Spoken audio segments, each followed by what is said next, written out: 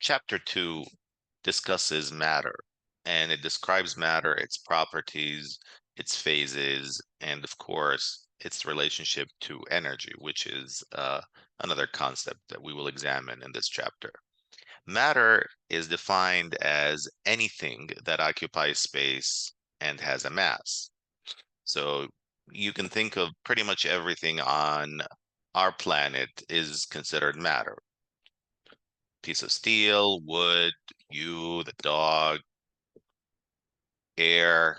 The only exception here is light, which is considered an electromagnetic radiation like X-ray or just visible light, which has no mass. So that's why it can't be considered part of matter.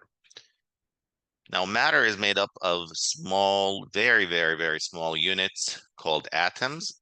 We will examine these in the next chapter, talk about their nature, their electronic structure, and so on. Now, you should be aware of the phases of the states of matter. We deal with these on a daily basis. We breathe a gas, right, called air. Oxygen has oxygen in it. We deal with solids. We deal with liquids. We drink water. So the three phases of matter are solid, liquid, and gas. There's a fourth one called plasma, but we won't get to that one.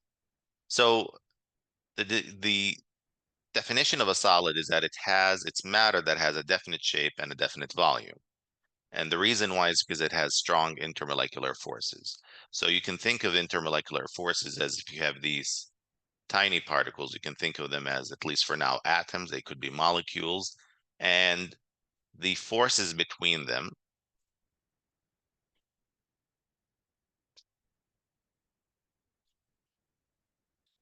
are intermolecular forces.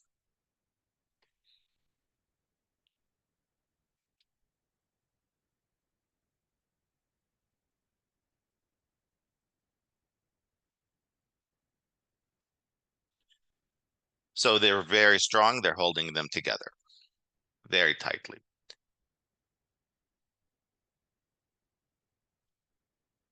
So a solid can't change its shape nor its volume. So you can't take a tennis ball and put that in a cup of water and all of a sudden now it has the shape of the cup of water. You can't do that. But you can do that for liquids, which are the second phase. They have no definite shape, so they take the shape of, let's say, the container, but they have a definite volume. So if you buy a bottle of water that's, let's say, half a liter, 500 mils, that is a definite volume.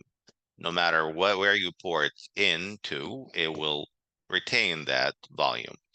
Uh, and the reason why is because it has weaker intermolecular forces. So these forces are much weaker in here, so they can flow past one another, these particles. And the third one is gases, which have no definite shape nor a definite volume. They're very weak intermolecular forces due to large distances. So the particles are very far apart from each other. Now, when it comes to the classification of matter,